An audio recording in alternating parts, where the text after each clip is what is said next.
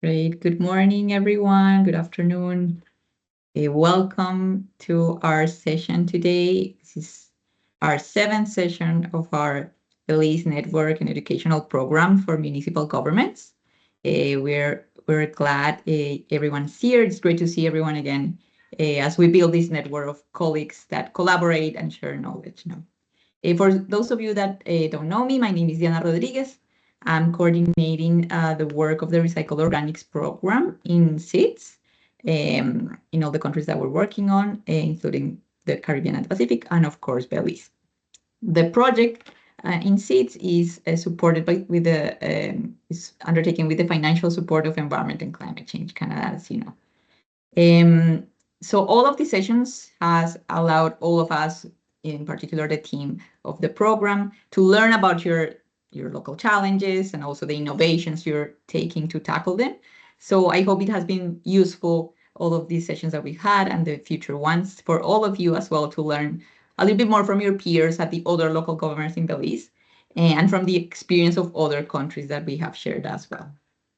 Today, session is going to be very interesting because we will discuss a topic that came up several times during our discussions in our last in-person meeting in May, which is like how to reduce delinquency on fees from waste generators, how to set those up so that they are effectively paid, and all the topics like regarding fees and financial sustainability for the waste sector and for waste services. So we'll have an initial general overview on setting those up, and then several local level representatives from Belize governments will share, both from towns, cities, and even villages today, will share stories on how they have built strategies to increase that income for their local budget and to make a better service, and to use those to have that available budget in their own towns and governments. And then we'll go into a Q&A, and we have a few announcements at the end and closing remarks. So that's what we have planned for today. We'll start with a Mentimeter. So if you can log on to menti.com or use your camera to have the link ready with this with what you see here in the slide. And I'll give the floor to my colleague, Maria Paula. Go ahead, Maria Paula. Thank you, Diana. So good morning, everyone. So happy to see you all now again, all together to talk about the waste fee structure and how we can implement it and different examples. So trying to start with the session of today, we prepare a Mentimeter that you can see on the screen. You can scan the QR code or get into the menti.com and enter the number that is 44395380. And we will see now different phrases, and we will discuss if they are a myth or if they are a reality. So I will share my screen again to show you, to present the Menti. Give me just 1 second. I hope you all could join. I will present it right now. Give me 1 second. So you might be seeing the Mentimeter on the screen. Again, this is the QR code. So we will start this meeting kind of with this icebreaker meeting. So 3 persons have joined. Good participation. Mr. Clifford, yeah, you have a question? Yes. Can you put up the code again, please? Yeah, sure. So it's not here, but I will put it on the chat. Can you see the screen? Yeah, can you see the screen, right? The PPT? Yes, we're seeing the screen. Good. So it's the QR code, and also the Menti code, and it's 44395380. Good. So Okay, 4, it's 3, 16 9. people. Sorry, it's a different code than use. Sorry, can you repeat the code one more time for me, please? I'm so sorry about that. 44389. No, don't worry. 4439 5380. I just shared it on the chat as well. If you can also copy it from there. Okay, good. So many people started voting. It's 16 people. So the announcement is waste fees in Belize are the same in all municipalities. So you need to vote if you consider that this is a myth or if this is a reality. So with 7 responses, we will expect that the 50% at least vote to show you the answer. So 16 people have joined, but only 7 have voted. So maybe you can add one more vote. Okay, I will click on enter and I will show you the right answer. It's a myth. So, please. sorry, the code. Okay. So just to let you know, this is a myth, as you were mentioning, and it depends in the municipality or the city or the town and the strategy that each of them implement for the fee structure. So we will move forward to the second one, that is the phrase is integrating the waste fee into the water bill increases payment compliance. So is this a myth or is this a reality? So many people started voting. 6 people Remember selecting voted. the answer, but also saying submit so that the answer is received by us. Select it and then click submit. Okay, thank you. So 7, it's a reality. Let's see, 70 people that is voting, 17. I will wait 5 more seconds. You can include your vote and say if it's a myth or a reality for you that integrating the waste fee into the water bill increases payment compliance. Okay, so now I will show you the results. It's a reality, and we will have today an example of this from Independence. So I will move forward to our last phrase, that it's municipal markets don't typically pay differentiated waste generation fees. And you can vote now and say if this is a myth or a reality. So now that it's a reality, we will see.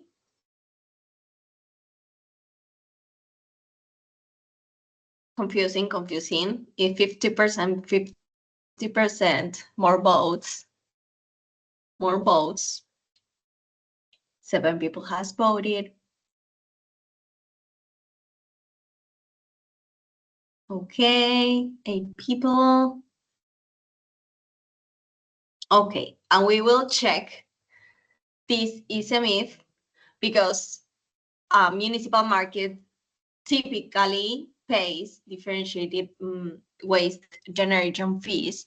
And we will see different examples. One of them will be Belmopan example. So thank you all for participating in this Mentimeter.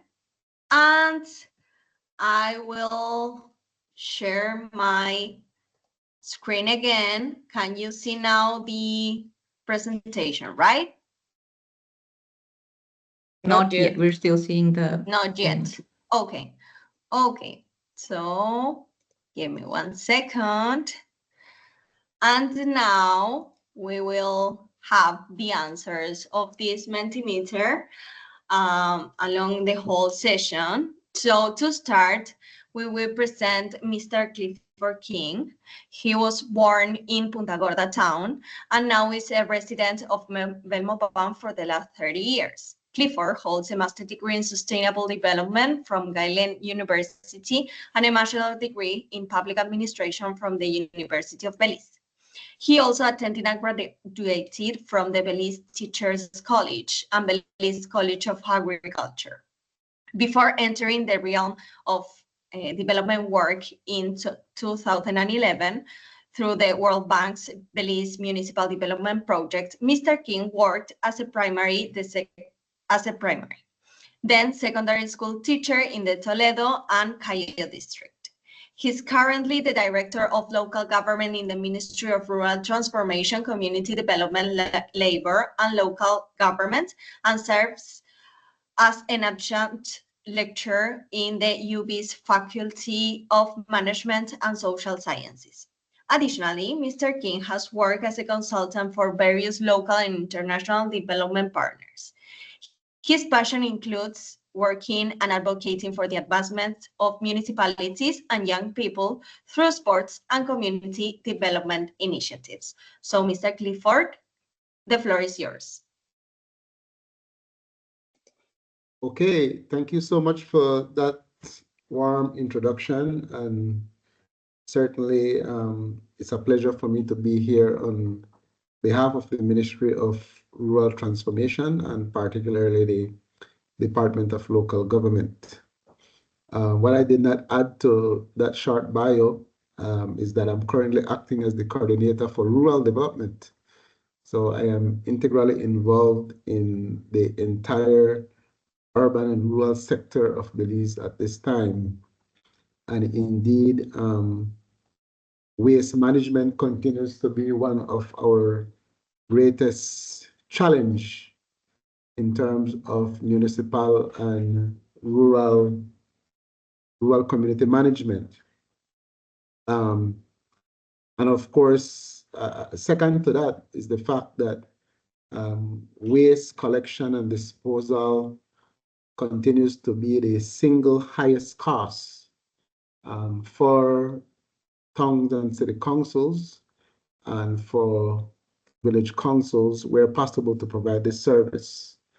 So we are in indeed a difficult time in terms of what is happening in the solid waste sector. And there have been several initiatives that have taken place. There are several initiatives currently happening, and there are lots more initiatives to come to really put Belize at a place where we have a sustainable waste management program that not only makes waste management sustainable from the financial standpoint, but also that the management of waste significantly is contributing to the welfare and development of Belize in all spheres of sustainable development. So I thought I'd begin by saying that. And of course, from our ministry's standpoint, climate adaptation, climate resiliency, climate mitigation is a critical part of the work that we do and the work that we advocate for. And so we are particularly interested in supporting initiatives that foster sustainable development of our cities and towns that are aligned with the SDG 11, goal 11 of the SDG, where we have sustainable communities all across our country. But I did not come here to speak on those things. I think that I was particularly asked to speak on the issue of waste management fees and how that should be manifesting itself across Belize. So I'm glad that your introduction with the Mentimeter really focused on the perceptions that we have on waste management fees. And indeed, those questions were very much on point. And I'm happy to say that I got all three correct. So, so thank you for that. Thank you for that, team. So let's begin by talking about the urban spaces. So we have 9 cities and towns in Belize, 7 tongues, and there is a set of regulations for waste collection and disposal for tongues, and that is given under the Refuge Control Regulations of 2005. Those regulations provide for the tongues and city councils to annually declare waste management fees for collection from residential areas and for collection from commercial areas. To the extent that the regulations provide that everybody within a tongue is required to pay a waste collection and disposal fee. And particularly the focus is on waste collection. The fee, the regulations provide for the declaration of these fees 1 year in advance. So to say that for the fiscal year that is coming up, 2025, 2026, those proposed fees are declared this year, in April of this year, as a matter of fact, for next year, so that once those fees are approved by the ministry, and the minister responsible for local government needs to approve those fees are then published in the Gazette by order. And so there's a 1 year notice for residents and the business community to know that come the start of the new fiscal year, there will be these fees that you'll be required to pay for waste collection. And the fee, as you rightly said in your Mentimeter, are differentiated across various municipalities, but it allows for the collection of regular household garbage. It allows for the collection of debris from trees and grass. It allows for the collection of white garbage, rubble. It allows for the collection of refrigerators and TVs, and so there's a category of fees that you can propose for different kinds of waste, and the regulations allow for that. And each municipality, each town, including Belmopan, has the authority to propose, and the minister has the authority to declare those rates 1 year in advance. Now, it is interesting to note that not all of our towns and cities are collecting residential garbage fees. Some councils, for different reasons, have decided not to use the provisions of the legislation to collect residential garbage fees. So while we have all of our towns and cities collecting commercial garbage fees, not all of them are collecting residential garbage fees. And that creates a challenge, because now these very same councils are required to dispose of the garbage that they collect, but they don't always want or always willing to collect the residential garbage fees, which poses a significant financial deficit for them, because of course they are providing the service and they're not, as the law allows them to, collect the waste fees. In the case of Belize City, the regulations does not allow Belize City to collect residential garbage fees. So in the case of Belize City, the regulation only allows the city to collect commercial garbage fees. As it is right now, the Belize City Council pays a private contractor out of its recurrent revenues to collect residential garbage fees and commercial garbage fees. And that is based on a contract that the council has with a collection service provider.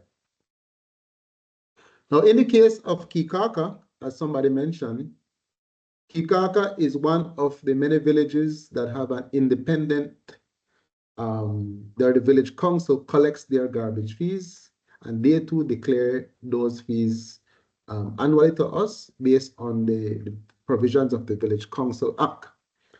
So I'll speak a little bit about that. The Village Council Act provides for the villages to establish bylaws for the collection and disposal of garbage, residential and commercial garbage.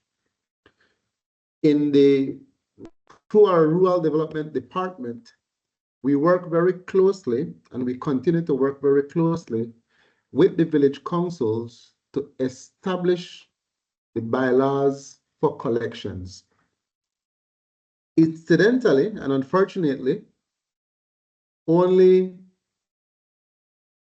3 villages I know of that have maybe 4 villages that have a structured collection system that is run by the village council.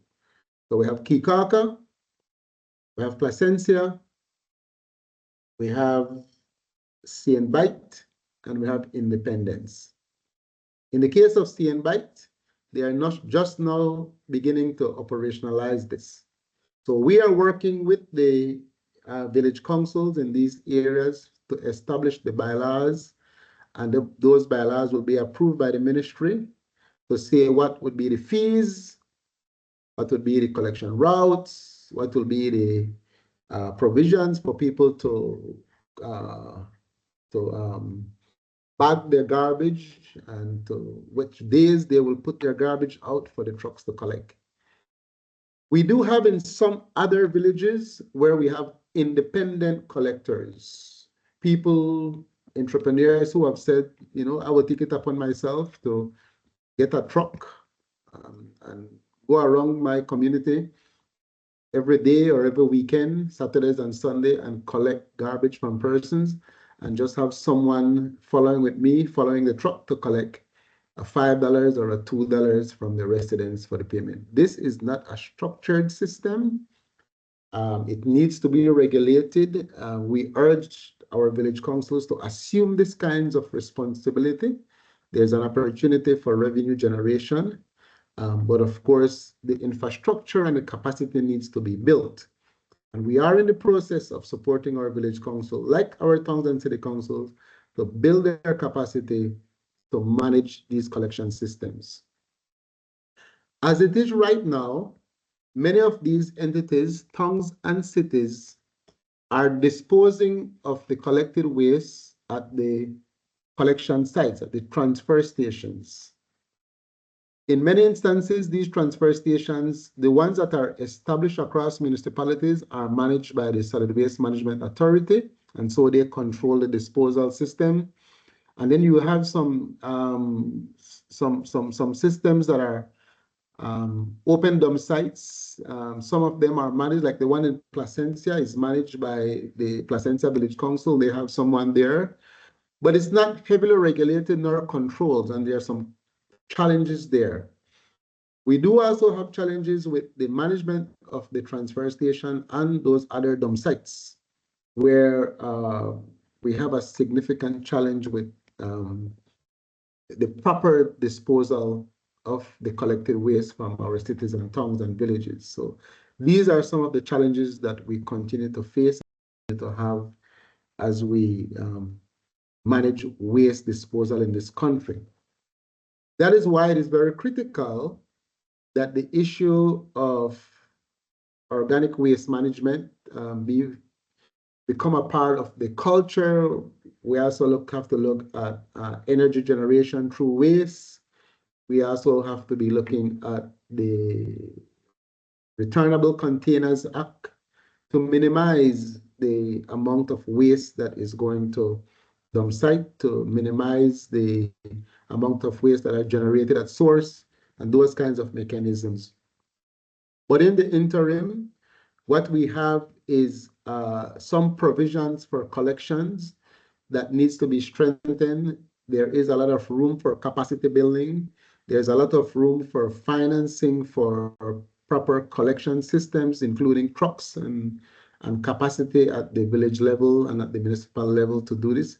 And so there's a lot of work that needs to go into what currently exists to bring us to this place where we have a fully sustainable waste management program.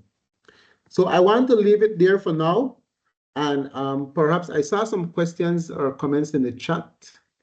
I'm not sure if you want us to look at those, Maria, and to answer those questions, or just to open the floor generally for questions or feedback. I'll be guided by your instructions. Yeah, thank you. We will have a final section of Q&A, some minutes for that. I don't know, Mr. Clifford, if you have the time to join us until the end of the session. If not, we can discuss these questions now. I would appreciate if we could do it now, Maria. Okay, sure. Maybe just open the floor for a few questions. Yes, I may have to leave before the end. I'll stay as long as I can stay. Good. But so, I hope Diana, that if you want to, yeah. I do hope that the synopsis that I've provided provides some clarity on local waste management fees and how this is manifesting itself. And of course, we here at the ministry are available to provide additional feedback outside of this forum. Yes, thank you, Mr. King. This was very, very useful. I think it was very clear, everything you explained. Maybe we can go into, there's 3 questions in the chat. The first one was on Kikoker, but I think you already addressed that on how they do have those fees and that you supported that process of the village developing those. The second question is from Mr. Robert Pennell. It says, how do town councils decide how much to charge? Is there a process there, or is this a more independent thing that each council needs to do, Mr. King? Yes. So in the case of town councils, as I had indicated, they are required to declare the fees 1 year in advance. So they are required to list out the type of garbage fees that they are going to be collecting for example, residential garbage fees, household garbage, how much they're going to be charging, how often they're going to be collecting, commercial garbage. And of course, for commercial garbage, it is based on various sizes of the business. And so they have a matrix that outlines large and what is large, medium-sized business and small businesses. They have a matrix to say for these different sizes of businesses. And then there's a fee for debris by cubic yards, and there's a fee for disposal of derelict vehicles. There's a fee also for white garbage, refrigerators, washers, the disposal of those kinds of waste. So in the case of our tongues, Mr. Pennell, including Punta Gorda tongue, those fees are declared annually 1 year in advance, and the council then is obligated to apply those provisions. Of course, one of the things I did not mention is that in terms of garbage collection, we have a very low compliance rate. And that is why I like that question about assigning the waste collection bill to the water system, to the water bill, like it works in Independence. So you have a very low compliance rate. Persons in all of our cities and towns don't necessarily comply. Our compliance rate is between 50 and 60%. It fluctuates annually between 50 and 60%. The councils have an annual budget, and they only meet about 50 to 60% of that budget annually. And so 40% of waste management invoices go into arrears, and many times that is not collected. We get high compliance from the business community, and we get high compliance from those persons who need trade licensing, because of course it's easier to tie payment of waste collection fees with the granting of a trade license, and also the collection of property taxes for the granting of trade licenses. And those things are legally provided for. So the law tells you very clearly that if you owe the council any finances, any fees, whether it's waste fees or property taxes or liquor license, you are not to get a trade license. So you cannot have a business, you cannot be running a business if you owe property taxes, if you owe garbage fees, if you owe trade licensing fee, you cannot get your license if you owe these kinds of fees to your municipality. And the law provides for that. So we get very high compliance from the business sector, and only about 50 to 60% of it fluctuates annually from residential garbage for residential. And that is where the councils are prepared to collect those funds. In the municipalities where the council assumes the costs, it's really a detriment to them because they are unable to subsidize this kind of services, the delivery of this kind of service. Any other questions or comments? Maybe Yes, one more, Mr. King, here in the chat. I guess this relates more to the regulations, but is there any from Mr. John Powers? Is there any restriction on separating organic waste from other waste for collection? And are there any restrictions on composting or biodigesting organic waste? Is there any restriction on separating organic waste from other waste?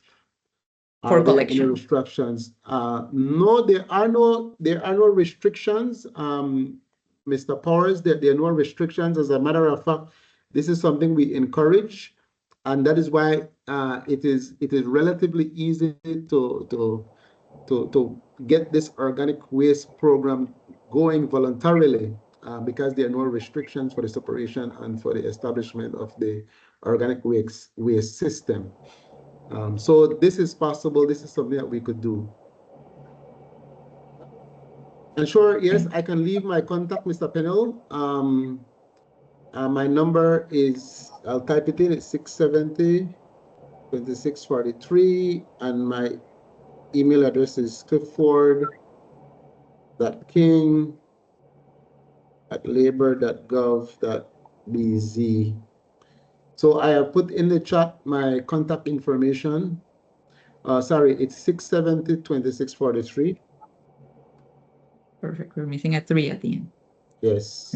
Perfect. Thank you so much. And then somebody said, would you have any data on cost to transport waste from Kikaka station to the landfill? That information can be gotten from the Solid Waste Management Organization, as they are the ones that are responsible for the transfer station. So I'm not sure if anybody's here from Solid Waste, but that information you can get, Mr. Powers, from the Solid Waste Management Authority.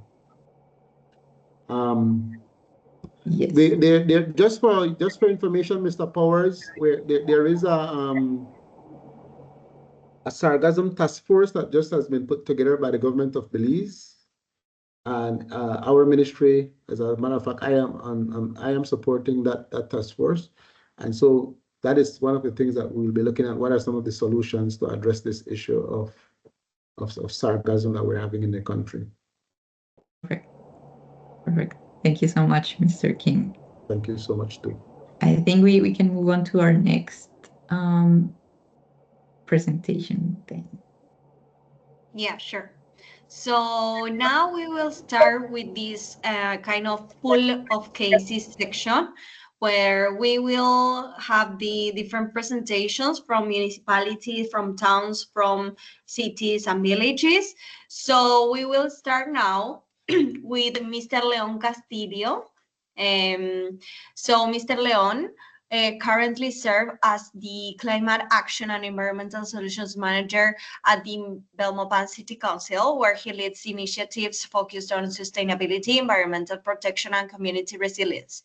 He holds a bachelor's degrees in anthropology and brings a strong background in environmental project management and financial oversight. Before this current role, he worked at the Forest Department under the Ministry of Sustainable Development, Climate Change, and Solid Waste Management. There, he was served as a finance officer and subsequently as project manager for 2 major projects funded by the Global Environment Facility, that is the GEF. He is deeply committed into advancing climate action and sustainable development in Belize, with a particular focus on building resilient urban systems and fostering community-led environmental solutions. So we will hear from Mr. Castillo, and the floor is yours.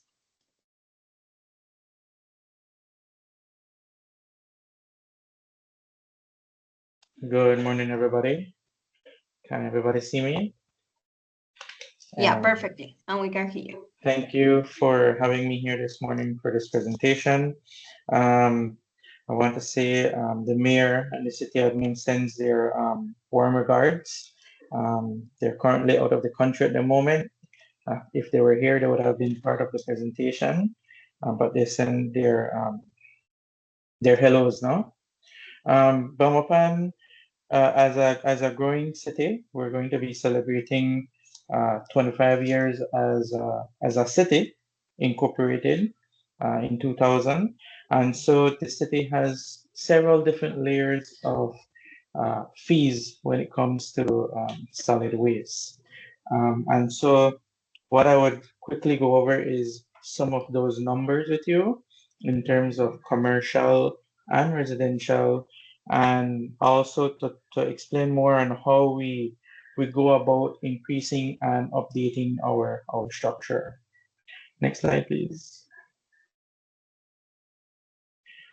So we have two types of, like I mentioned, we have two types of fees in the city. We have commercial fees and we have residential fees. Next slide, please. Okay.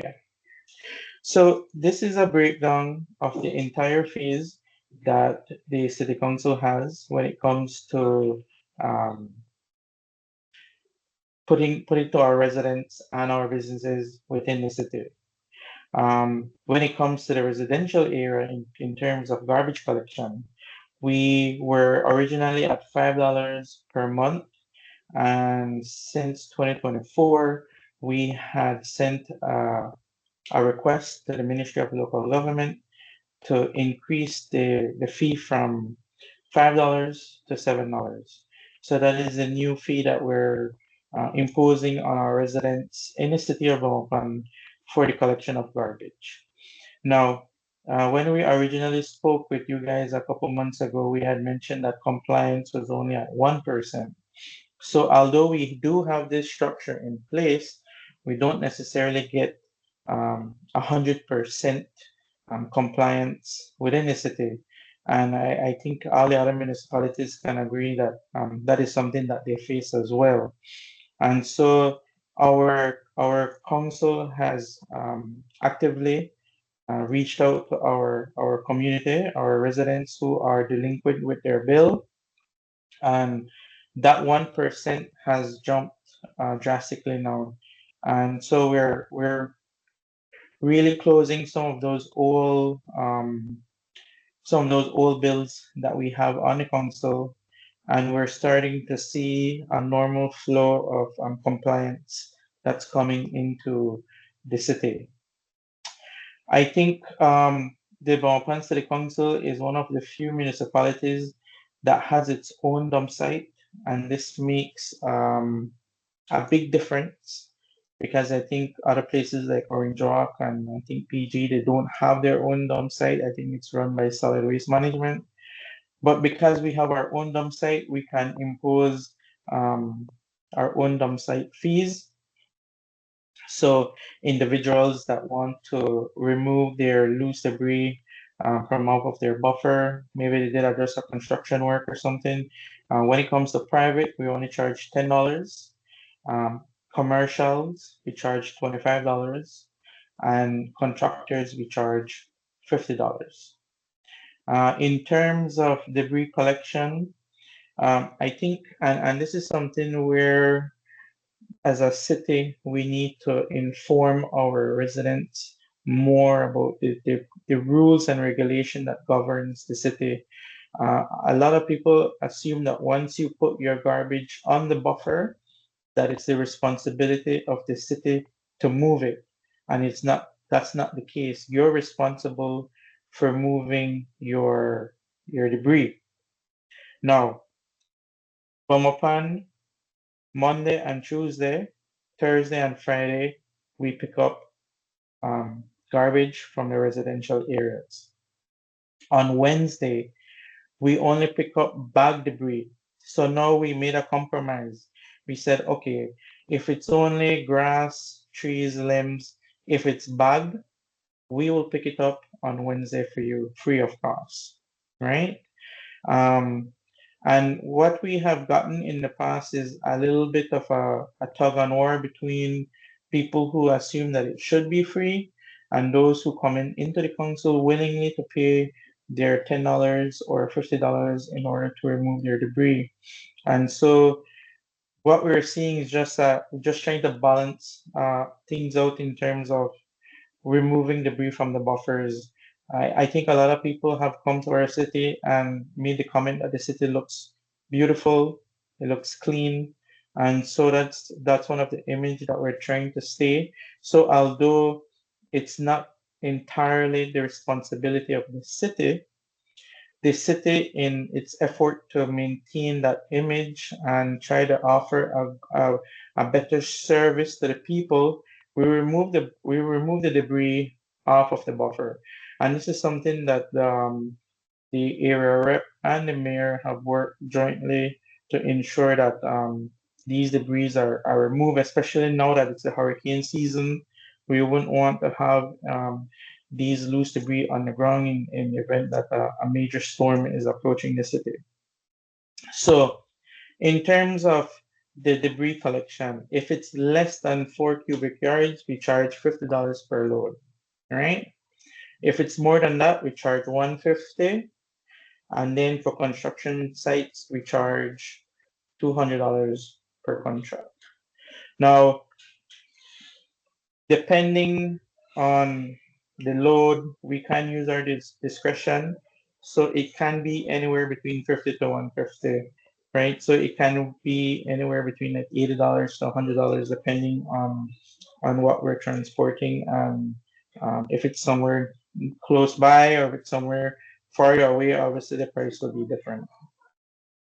When it comes to commercial, we have 100% compliance because you can't get your trade license unless you have paid all your taxes, which includes your garbage fees, right?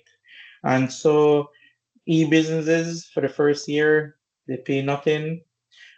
Peddlers fee, that can be anyone that's just a vendor that's moving around. We have so many of them within the city. So a peddler fee is $40 per year. Any micro business, it's $300 per year. Now the medium and large, as you can see, I've put the square footage. So we do have the calculation. Medium is 600 per year, and then large is 1200 per year. And then any industrial manufacturing, that's 2400 per year. Now this is just residential and commercial. Now we do have three main markets in the city. We have two that is managed by the Balkan City Council, and we have one that is privately owned. And when it comes to the ones that is managed by the Balkan City Council, um, like the one that's close to the bus station, there's several different fees that we impose on our vendors. Of course, they need to pay the maintenance fee. You can call that the garbage fee, um, but it's more than just a garbage fee. It ensures that the market is clean. That entails any type of power washing, ensuring that all the garbage is collected every day and on the weekends. They have to pay their trade license fee. They have to pay their space rental fee as well. And in some cases, they have to pay their property taxes because there are some vendors that have been there from the very beginning that have a sort of a title to the location where they are. When it comes to the privately owned market, we are working with the local government to ensure that all the vendors do get their peddler's fee. and the privately owned market does transport its own garbage to the dump site, right? So that is how the garbage from these areas are transported. Now, our dump site is located next to the solid waste transfer station. So our dump site only accepts loose debris and medical waste. Everything else has to go to the transfer station, where it is then separated and then taken to the main landfill up the road. As a city, we are trying our best to start um, waste separation. It's not an easy thing, and it will incur um, major funding. And so that's why, for the most part, we're extremely happy to be working with Recycle Organic. Um, I'll give you an example. Just last week, we were gracious with 35 new garbage drums that will be placed throughout the city, and these garbage drums will help to um, keep that overspill of litter that we find within the city. Now, that will entail more manpower to go to these drums, um, more fuel for the compactors. So everything has a cost to it, right? And so we are extremely happy that at 1% compliance is now gradually growing up, because the more people pay their taxes, the more we'll be able to offer more services within the city. Now, how do we get to these fees, right? Um, most of these, yeah, if you could go to the next slide, yes. Most of these fees have been in place for almost 20 years when Belmopan was just being incorporated. Um, a lot of people may not know, but before the city was incorporated, Recondev had the responsibility of managing the city. And so since then, these fees have been in place. And it's not until November of last year that we had reached out to local government to kind of update some of the fees that I just showed you on our previous slide. Now, you may ask, how do you start the process? So we normally would have consultation with our stakeholders within the city. That can be a town hall meeting, um, targeted groups, our different NGOs that are in the city, and we kind of get a consensus of what they feel or how they would feel if we increase the fees. And then from there, we would write a justification letter to Ministry of Local Government. Mr. Clifford King would be the one that we address it to, kind of explaining the need for us to adjust our fees. The increase of the residential from $5 to $7, I can tell you, is because of a simple thing: the compactors. We can calculate per day what it costs the overhead to run those compactors. It's about $900 a day to keep those compactors running. So we need to adjust as we go along. And if a fee has been in there for almost 20, 15 years, um, it is about time that we adjust our rates to keep up with our modern expenses. So those are some of the areas that we are looking at in terms of our structure for the Balkan City Council. Um, is there any need for us to make adjustment to our fees yearly on our structure? I would say yes, of course. Things always change. We always are looking at how we can be of better service to the people of Omokan. And so from time to time, we always go back and look at the fees, look at our structure, see if our manpower, if we need more manpower to get out there to ensure that we can process our bills on time with our community, because they do get a bill at the end of the month, a garbage fee bill. And so we have our people out there going to these people, ensure that they can come into the council and pay their bills. Any questions at this point?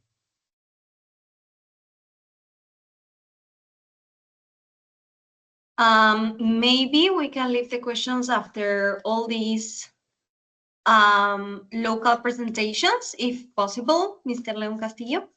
So, did you end your No problem. presentation? Okay. Yes, Good. and there is. Okay, thank you. Many thanks for explaining the different, fee structure that you have and how you start working with this fee structure, and also to the process for updating or the requirements or the needs that you have. So maybe to continue now, we will ask you all if you can turn on your camera so we can take the picture of the day.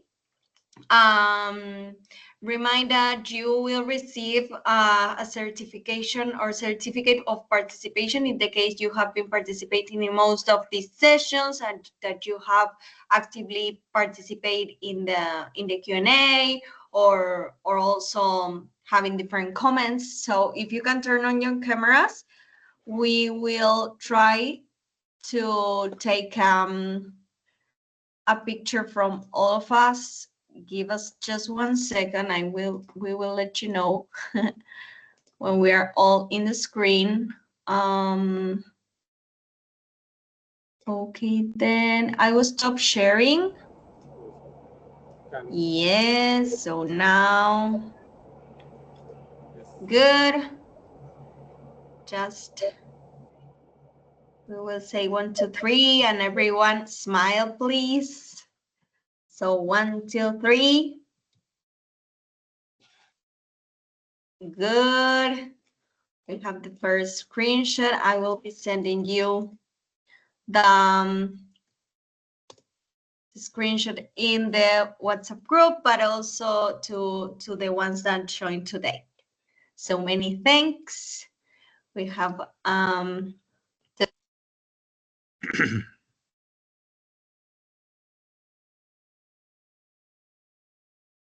I muted myself now.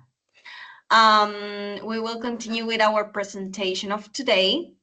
Please remind to leave all the questions you have in the chat or maybe in the Q&R tab that you have on the top of your screen. Sometimes you have it down on your screen, so you can type it, and we solve all the questions that we have at the end of this session with the speakers from the local governments. So now,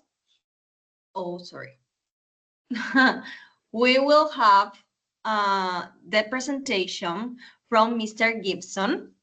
Mr. Gibson worked with the government of Belize at the Belize Archives and Records Service for over 25 years as its director. Subsequently, he served as Chief Executive Officer in the Ministry of Public Service and Governance Improvement for 4 years during the period of 2008 and 2012. Mr. Gibson was later appointed center with the responsibility as Minister for the Ministry of the Public Service and Elections and Boundaries between 2012 and 2015. Thereafter, he served as chairman of the Public Service Commission when he retired from employment with the government of Belize. Mr. Gibson currently works at the San Ignacio and Santa Elena Town Council since November 2024 as the town administrator. He holds a master's degree from the University College London.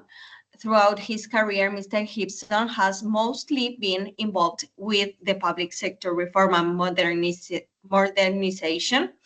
Since engagement at the San Ignacio and Santa Elena Town Council, he has developed a keen interest in proper waste management and removal of the lyric vehicles from the streets of the twin towns. So, Mr. Charles Gibson, we will give you the floor now. Good morning. Is everyone hearing me? Yeah, perfectly. Okay, great. It's a pleasure to be here this morning, and it's quite interesting so far with the presentations I have heard, and it just reminds me how much work we have here at the San Ignacio Santa Elena Town Council in trying to keep up with the challenges as it relates to waste management. In the San Ignacio Santa Elena Town Council, well, in this case, we have the twin towns, San Ignacio and Santa Elena. We have the river that separates the two towns. There are basically one kind of fee as far as I have been able to ascertain. Before doing this presentation, I had an interview with our mayor, as well as the finance director, our sanitation managers, and our revenue manager, just to get some background information and to ensure that what I am saying is relatively accurate. But in terms of the fees charged, we charge what we call a business fee, which includes for stores, different sorts of businesses, call centers, hotels, restaurants. And then there's also a special garbage fee. But we do not charge residential fees. I actually had a long discussion with the mayor on that, and I will address it later on. But as far as I have been able to ascertain, it's basically one fee, which is divided into what we refer to as a business fee, and then the second one, which would be a special garbage fee. But they're basically business fees. The size of garbage generated determines the fees to be charged for business, stores, call centers, hotels, restaurants, etc. These categories are as follows. This is the practice that we use. There is what we call an extra large, there's a large, there's a medium, and there's a small. As I said before, each of these categories are based on the volume of garbage waste generated by the agencies involved. Billing methods. At the beginning of each year, business pays a fee, which is predetermined based on the amount previously charged. So in our NEO system, for instance, there are the fees that are charged on an annual basis. If the business has expanded its operations, then the fee is reevaluated and the fee, of course, is increased. If garbage fees are owned to the town council, then those businesses are encouraged to pay the outstanding garbage fee before any issuance of a trade license for the new year. I think Mr. King might have alluded to that earlier. As indicated earlier, the amount of garbage fees is already lodged in the NEO system, utilized by the town council. The time frames. I think there was something speaking about time frames and compliance rates. In case of special garbage, which is for us is limbs of trees, old stove, zincs, roofing, televisions, washers. If these are put on the buffer on the side of the street, again, like what my colleague has indicated in Belmopan, sometimes it's assumed by some residents that this is the responsibility of the council to remove. But what we do is we have someone from the sanitation unit that goes around on a motorbike, goes around the twin towns on a motorbike to determine who is responsible for putting out such garbage on the streets. And once this is determined, and once the volume of the garbage is inspected with the view to make an assessment of the volume using the size is determined, and then that person is told, well, the town council is prepared to move your special garbage, but it comes with a cost, and the cost is the amount. In principle, the fee for business vary according to the size of the business and the volume generated. This is an area which, to my mind, needs some urgent attention, as what I found out during these interviews, we have some similar businesses paying different rates, but the fees charged is not always consistent. For example, one large business is paying $2,400 per annum, while a similar business with the same size is paying $1,200 per annum. I agreed with the mayor, and it was agreed as a matter of urgency that we need to generate a list of all businesses in the San Ignacio Santa Elena area, and where necessary, to carry out an evaluation to bring all business on par as much as possible. The big business garbage collection is done 3 times a week. It's also noted that garbage for hotels, restaurants are also collected 3 times a week. Again, as I had indicated above with respect to the special garbage, the fees are based on the volume that is put out on the streets, on the buffer of the streets. During an interview with the sanitation manager, I was informed that we use a large trailer, and this trailer is attached to a tractor. And we have 2 such, or actually 3 such trailers and tractors, and these go around the twin towns to collect the special garbage. Quarter load, I am advised, we charge $35. Half load, I am advised, we charge $50, and 1 full load is $100. All items except trees and wood that can be burned do not go to the transfer station. I was informed that old stove, refrige, zincs, tires, etc., goes to the transfer station. And when asked where the tree and wood go, I was advised that these go to a private dump site, a private property as part of a landfill. This is something that the owner and the town council have some mutual agreement on. The town council, unlike the Belmopan City Council, does not own or does not have its own dump sites. So rarely we are very much dependent on using the solid dump site that is used by the council. Schools, churches, and residents of the Twin Towns do not pay garbage fees. It is understood that this has never been charged, even though it has been recommended previously. When I interviewed the mayor, his feeling is that we begin to look at charging a residential fee. It may not go down too well with residents, as he feels that most residents are already overburdened with other taxes and fees. And at this point in time, he feels that in as much as we would need, like any council, additional revenue, we are managing so far as it relates to revenue coming from businesses.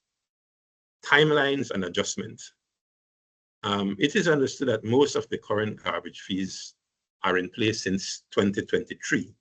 However, it is recognized that it's now necessary to undergo a thorough review of the current garbage-free rates, as this should be done every 3 years.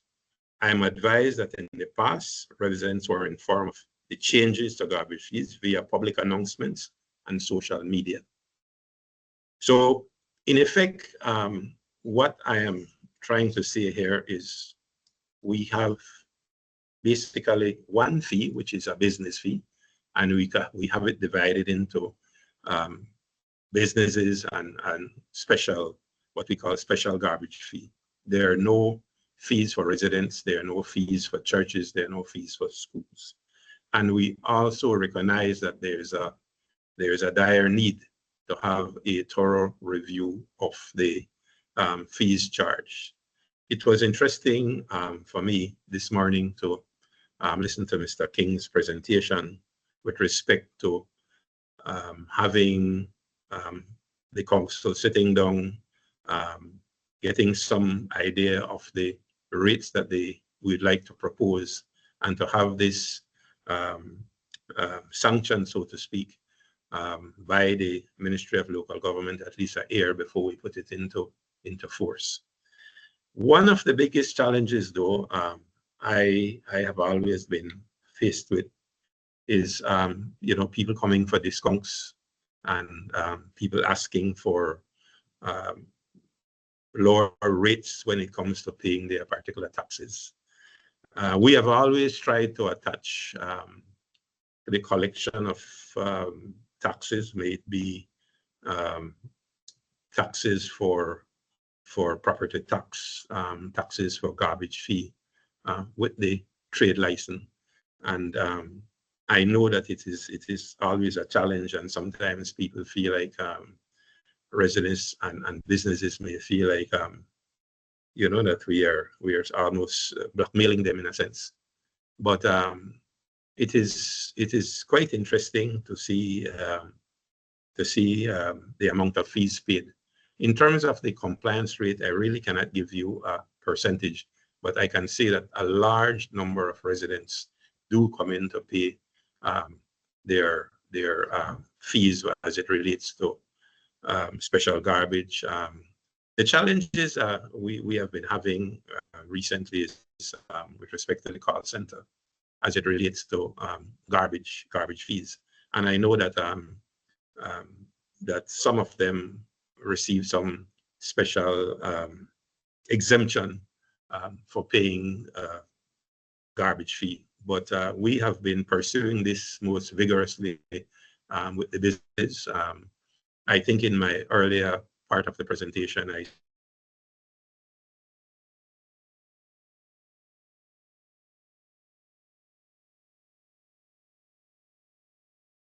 is the size of businesses and the fees that businesses charge. So that's pretty much what I would like to share at this point in time. Thank you very much, Mr. Gibson. It was good to understand better the situation in San Ignacio Santa Elena, and maybe like to show different examples. It's good to understand how we can implement a fee structure in other cities and towns part of Belize. So now we will give the floor to Mr. Edgar Cocom. Mr. Edgar Luis Cocom is a councillor at the Benque Viejo Town Council. Attended primary school in Benque Viejo. He moved to Belize City in November 1981. Attended to primary school from 1982 to 1984, and to the secondary school from the 1984 to 1987. After he was graduated from secondary school, he began working at the local bookstore as a warehouse keeper until 1997, in which he came back to live in Benque Viejo and began his political career as a committee member. And in 2021, he became a councillor until present time. So we will have now the presentation from Mr. Edgar Cocom from Benque Viejo Town Council. So the floor is yours now. Good morning. Can you hear me? Good morning. Yes, we can hear you. Can you see me?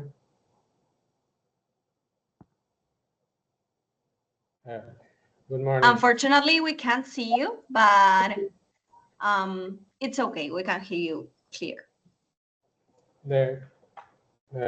Well, at present, at the Benque Viejo Town Council, the structure that we have here is that we have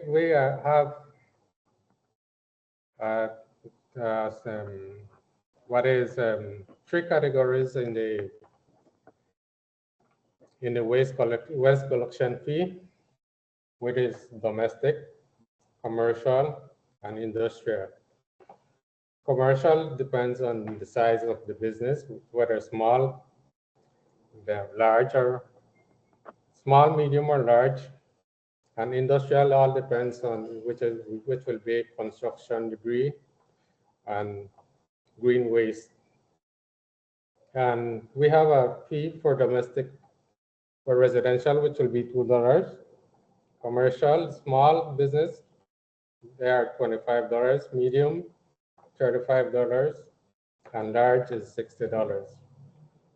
Industrial fee all depends on the volume of the waste that is generated. And for refrigerators, TVs, it's $5 for each. Billing and collection methods, we have two garbage trucks that go out, collect the residential fees, and we have a tractor that does the green waste, collects our green waste on a daily basis. When the green waste is generated, they get in contact with our work supervisor, who then he will go and measure the volume of the waste. And we have two garbage fee collectors that go from house to house collecting their residential fee. There are no time frames and compliances rates. As well, fees applied to large businesses and large waste generators. Calculation methods of businesses depends on the size of the business. Schools and churches are exempted. As I mentioned before, the residential fees of $2, and this was implemented in 2021, but we had a public meeting with our residents on this to get their feedback on it, because we didn't want to implement a fee that was too high for our residents, because here in Benca Viejo we have residents that face challenges on a daily basis to meet what would be, for example, paying school fees and getting books for their children, and also other garbage such as green debris, bulky items, construction debris. Those, as I said before, we have a tractor that goes around. Once they get in contact with our work supervisor, he will then tell them exactly, pinpoint the locations for them to go pick it up. And this green waste is taken to a cemetery that is used for landfill. All this green waste, all the other residential, and for example, the refrigerators, TVs, and tires are taken to the transfer station.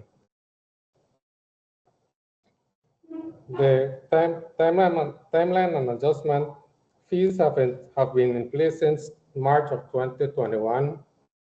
That was when we decided to implement our garbage fee, because we were seeing challenges with the maintenance of our vehicles, the trucks, and also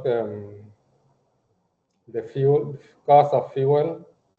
So we decided, and like I said before, we had a public meeting with our residents. We have not implemented any raise at this moment, and the way we get in touch with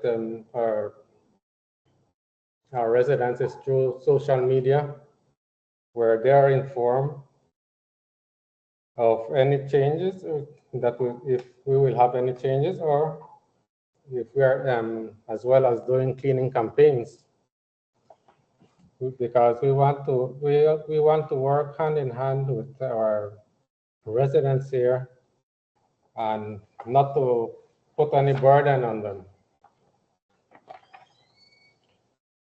like I said before, the challenges that we are having right now would be the maintenance of our vehicles. But other than that, we haven't had any other any challenges. But we will yes, we coming to the business sector, we are looking to we want to revise the fee, because we have some large businesses here in Benguet that generate a lot of garbage on a daily basis, and that is why we want to see if we can revise the fee for that.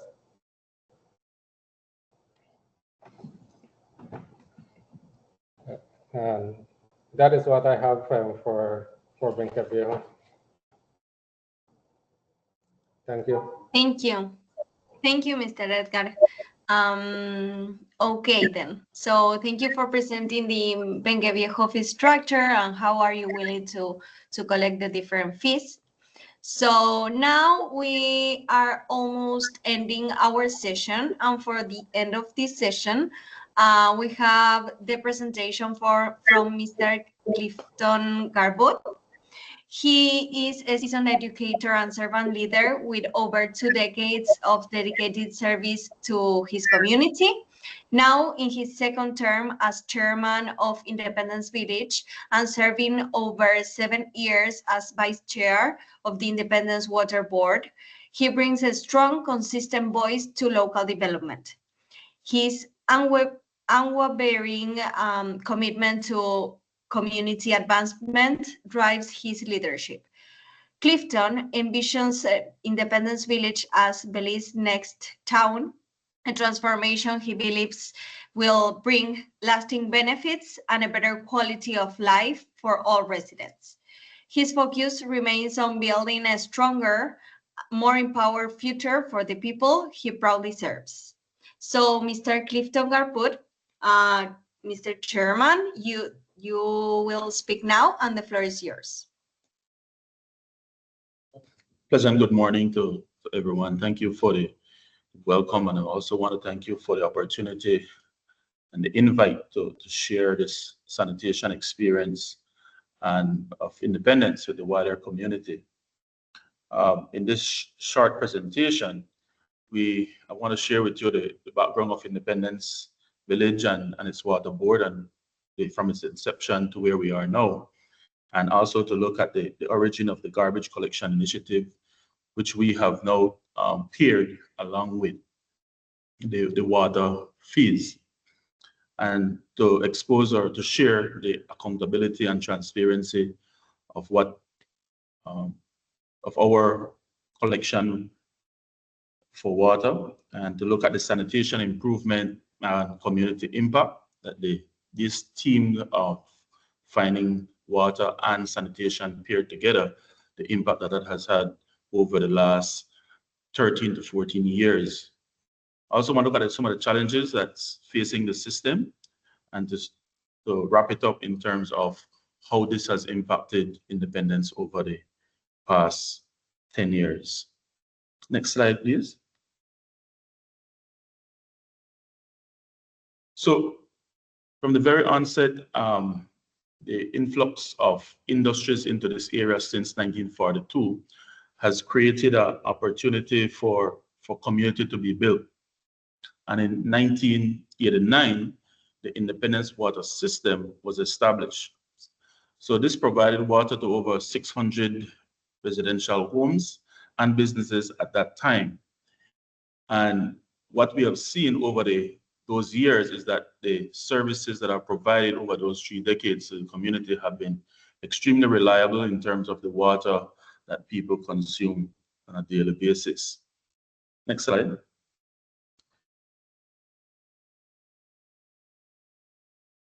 Now, where do we get the idea of putting the garbage fees along with the water rate.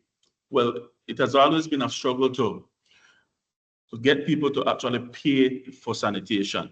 And in the past, we used to have private haulers who would pay approximately, we paid $5 for residential garbage removal.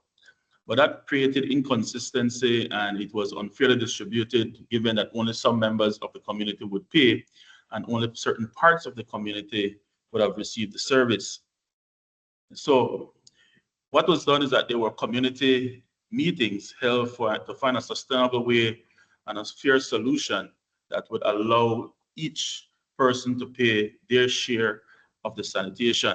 And so what I have on the screen is a snippet of that minutes where it has taken over 2 different meeting with the public, consultation with them to get their buy-in into teaming up with the water services and adding on a sanitation fee. What we've done over since 1995 was that we started to charge a maintenance fee and a garbage fee. And the garbage fee was $3, the maintenance fee was $5, and that money was given to the village council to assist. So residents voted to merge the garbage fee with the water bill. And 13 years ago, I think it was 2013, I believe, 2012, the initial garbage fee increased. And so we have residents who pay, residential homes who pay $14 and business who pay $31 for the month. And they get an extra pickup during the week. There's a 1 pickup per week, which residents pay $3.50 per collection. We have a strong compliance, and this strong compliance is only happen because it ties directly to your water bill. There is no option, given the agreement that the community made with the administrators at that time, was that you cannot pay just one. There was never that option that you could just pay a water bill and don't pay your sanitation. It comes together. And so while your water rate is $13, and let's say your garbage is $14, you didn't have the option of paying one without paying the other. You must pay both of them. And so that created the strong compliance of an 80% compliance rate. What we have seen, the other 20% are delinquents, but they do get to pay over a 3-month period. So just about everyone gets that opportunity to pay. Sometimes it's just a delay in payment. Next slide, please. Now, it's important that we share the accountability and transparency of this because the council is answerable to the public. And if we remove any speculation of where your garbage money is going or where your fees money is going, we need to be open. And so Independence Water Board acts as a collection agent for the Independence Village Council. That's our first check and balance, that all information from the Water Board needs to be transferred to the Village Council. So we have oversight at that point. And funds managed with the transparency through community and local government, as Mr. King mentioned at the top of his presentation, that they do check to ensure that monies collected from these garbage collection within villages are done with certain transparency and accuracy. But also at our public meetings, financial records are shared and financial information are shared with our public. And they would, if there's need to be any changes to anything, that's where that would happen. And so the approval comes from the public and then cited to the rural transformation if there is need to be any review of any tariffs. Next slide, please.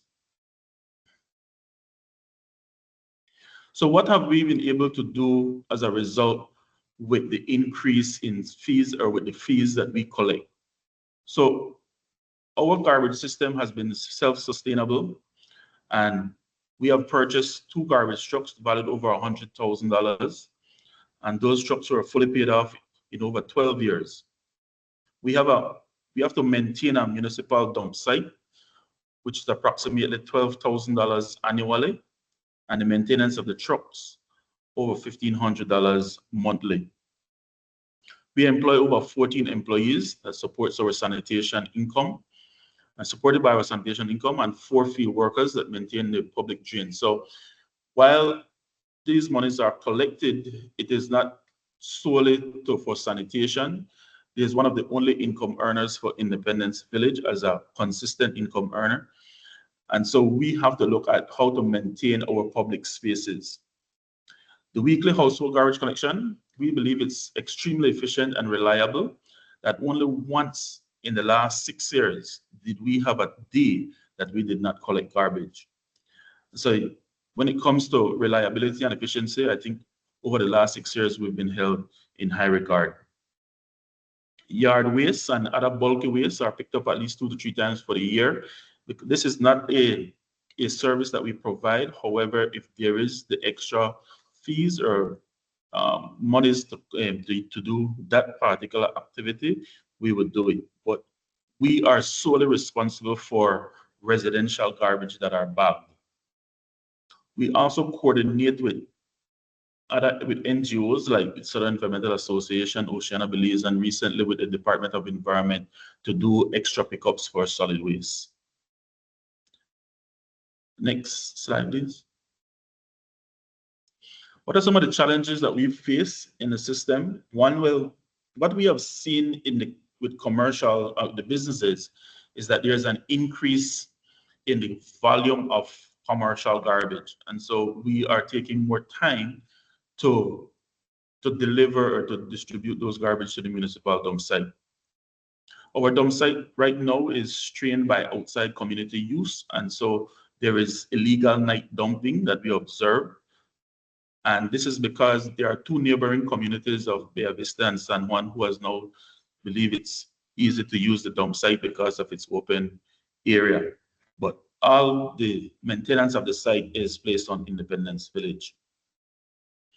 Our fee, what we have realized is that our fee no longer matches our rising costs. And so over the last 12 years, we have not seen an increase in our fees, or we did not even lobby for an increase, primarily because we know that the strain on our area, on our community, it would have caused. But there is definitely a need to increase the fees so that we could match the inflation rate over the last 12 years. We have seen labor costs that increase by $1, and that has impacted us, but our cost for sanitation has not increased. Proposal to increase the garbage collection fee, right now is under review, given that we have seen that the businesses, which pays 31, needs to be increased. However, that needs to be done along with the rural transformation to see how best we can address that. But that will not be done unless we have public consultation. And so we have that plan where we're going to consult with the business community to see how best we can address that.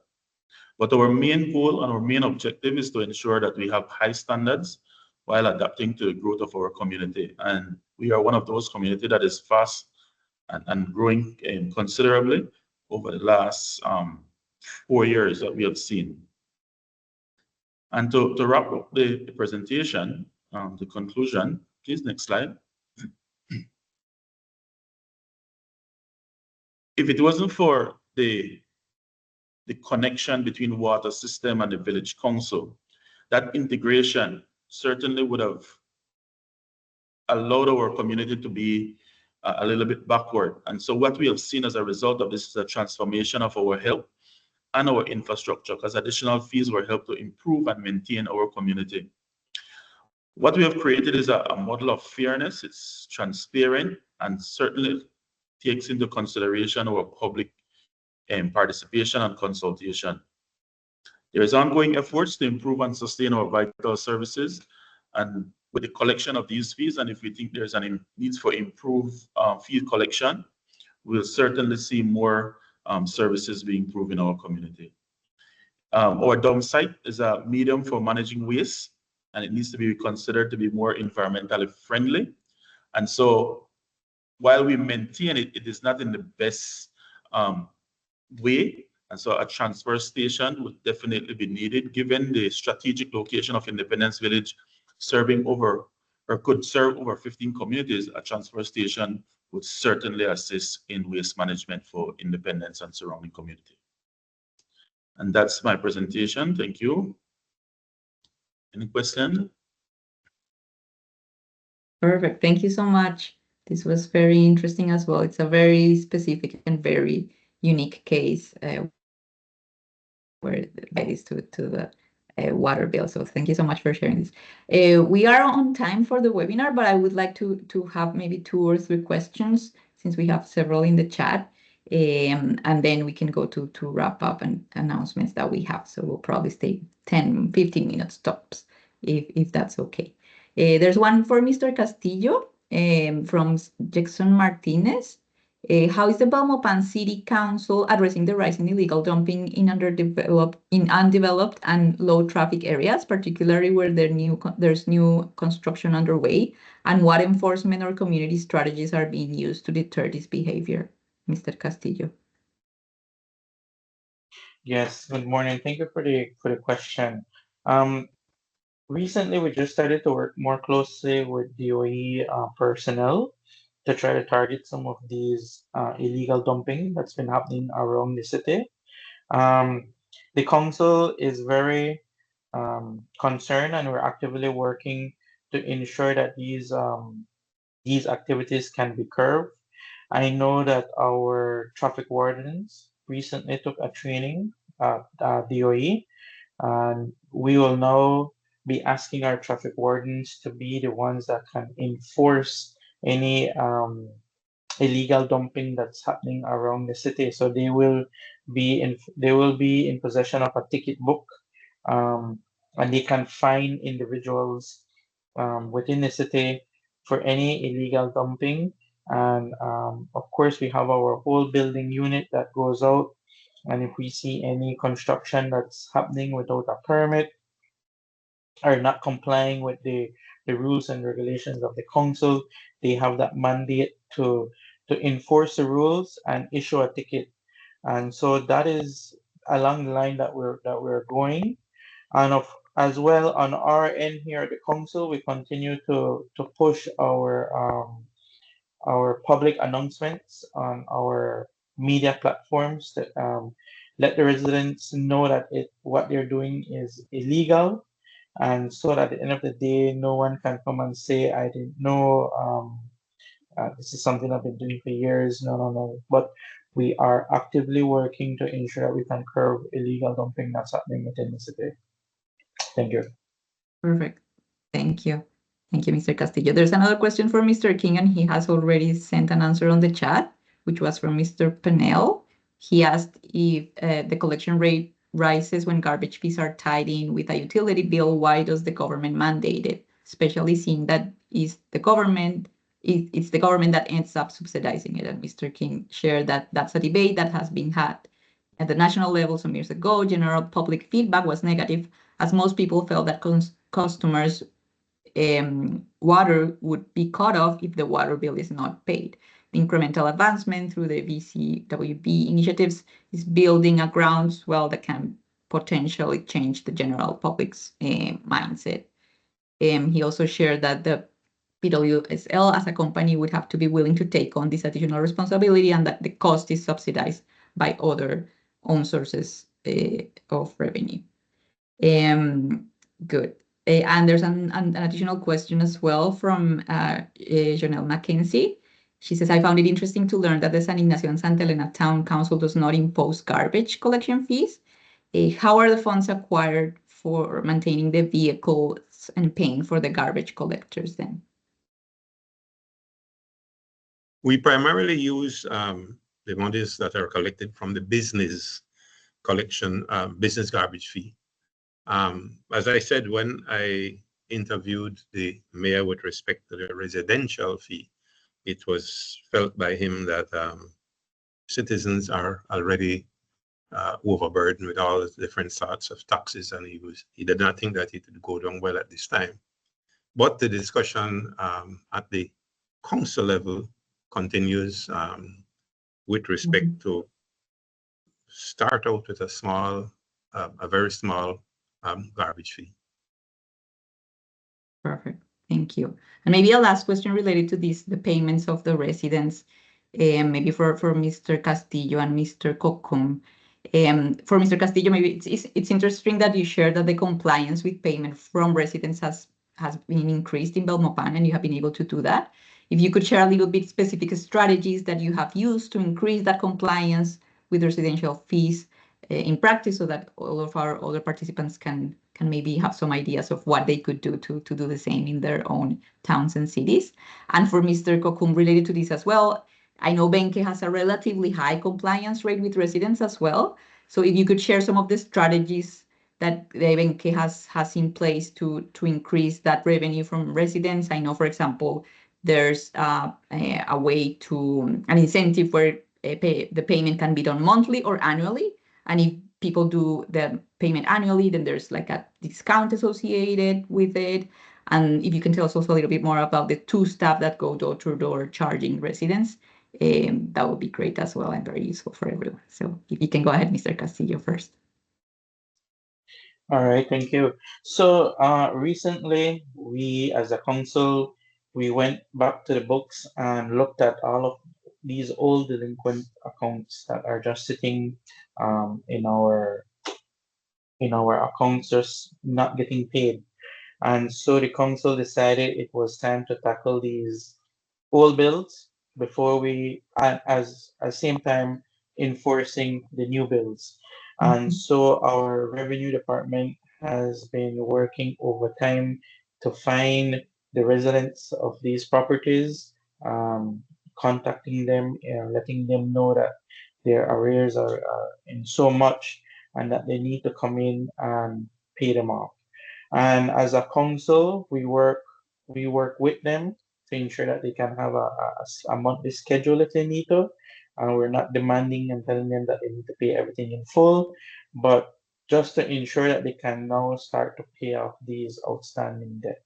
And so we must give thanks to our revenue department because they have been on top of it to ensuring that all the new ones are getting there.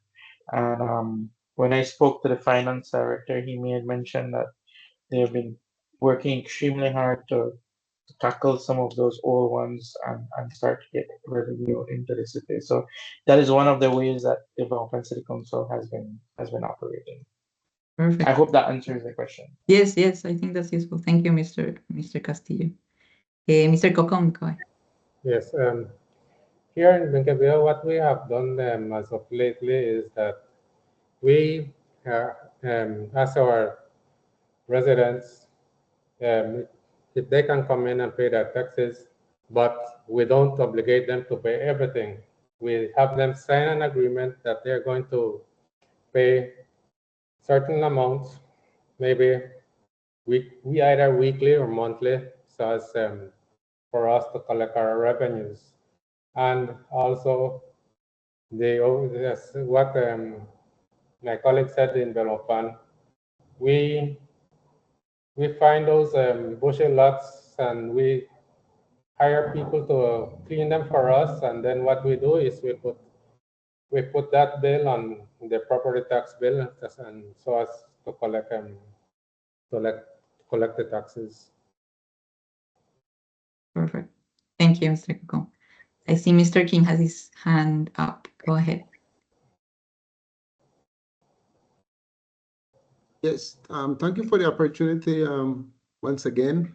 I just want to really thank all the presenters this morning for the perspective that they have shared, and I really want to thank you all for putting together this forum. I think it has broadened our understanding of what is happening in the landscape and in the environment. And I want to congratulate the Independence Village Council and the work that they've been doing there to set the bar very high. And at the same time, I do want to indicate to Chairman Garbott that it's easy for things to go out of control and haywire based on the precedents that you may be setting. You must be able to always have a cash recovery mechanism and providing certain services for free or as a complementary. Sometimes will set the precedents and that expectation of the way forward. And I do note that you indicated that there may be a time now to revise the fee structure. And I'm saying this in the vein of the importance of updating bylaws in the terms of the villages. And even for the current legislations that we have, we need to update them. We need to create a singular refuge control set of bylaws for Belize rather than having one for the towns and cities and then a separate one for Belize City. We need to have a singular set of regulations that can work for all municipalities and perhaps that will also incorporate for the rural sector. But this is the ongoing kind of work that we need to do. I want to be very mindful that that to remind our stakeholders, particularly the councils, that it's important that for the implementation of any fee structure that you get the clearance of the ministry and the Minister of Local Government so that we do not put our council in any position to be litigated, so that whatever you're implementing is what has the cover of law. As you know that from time to time, people will pose challenges to us. And then the final point is that as Mr. Pennell had indicated, we need to do the proper assessment of the cost analysis. What is it costing us to deliver this kind of service? And what are the benefits that we're deriving, and to see whether we're operating in a deficit or with a profit, and so that we could clearly understand what kind of operations that we are running. And then finally, where possible, it is necessary, like we're currently doing with the organics program, we need to expand these initiatives. In Benke, for example, Mr. Kokum did not mention it, but there's a huge urban gardening project in Benke that needs to be replicated elsewhere. Some time ago, Belmopan tried to move this initiative, but we have to begin to also look at how we can incorporate urban gardening, not only to provide food, but also to demonstrate to residents what we can do with organic waste and how we could minimize the amount of waste that needs to be collected and the amount of waste that needs to go to the transfer station and ultimately to the landfill. So it is an entire change in our norms, in our practices, in our culture that we have to begin to manifest. And we as the community leaders have a huge level of responsibility to begin to manifest how these changes can happen. But I do want to ultimately thank you for creating this forum and this opportunity for us to share. Unfortunately, I don't think we could have had more persons, but there's also an opportunity to do this again. So I really want to thank you so much, the team, for organizing this and for the presenters. So thank you so much. Thank you, Mr. King, and we appreciate that you were able to stay for the whole session. And these words are also very, very important, I think, this last message. So we appreciate it. Thank you so much, Mr. And we are glad that this has been perceived as something that's useful. So that's great to hear. I know Mr. Kokum has his hand up, and this would be the last intervention because we need to close the session and do some final announcements to close it. So go ahead, Mr. Kokum.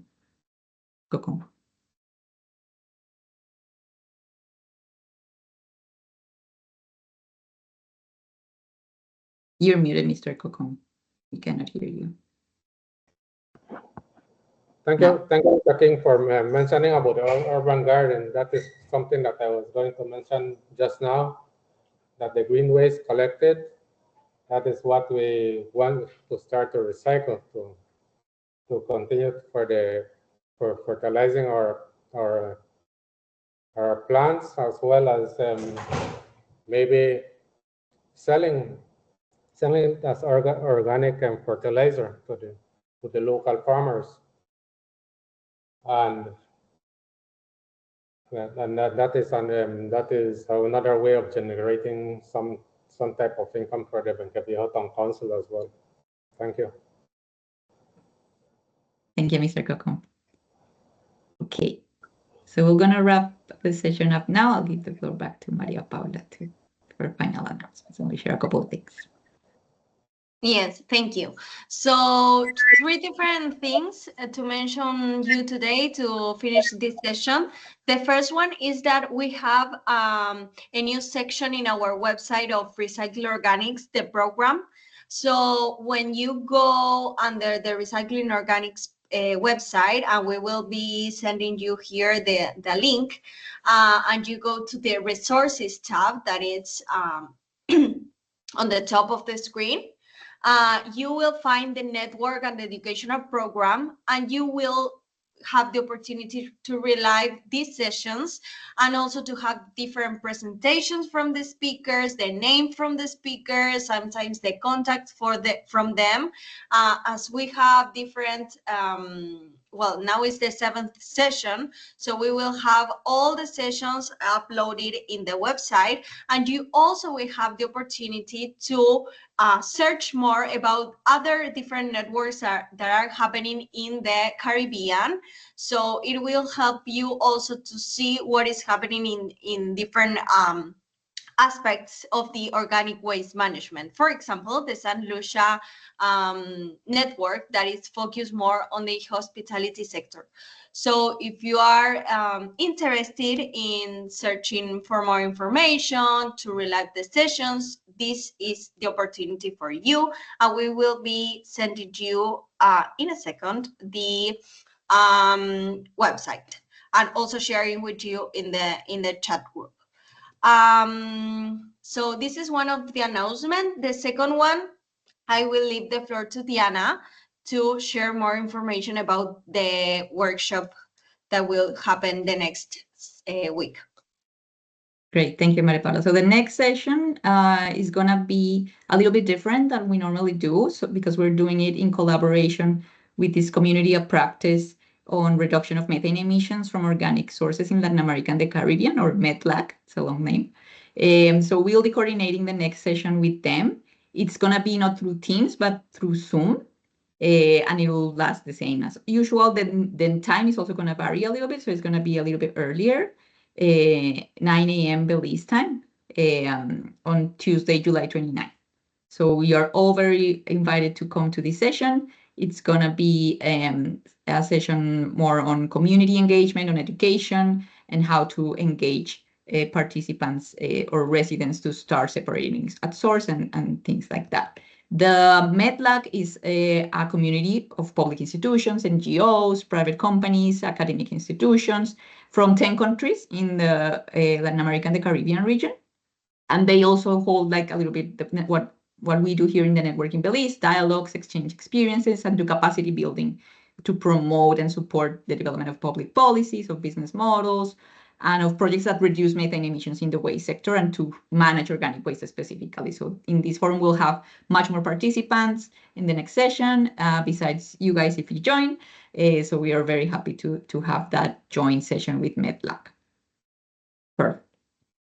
Yeah, okay, so then just to say you 2 different things about this METLAC opportunity. So the next week, that is the 29th of July, it's an optional webinar that you can participate if you want to dive deeper in the fee collection and the fee weights, the fee structures, and everything.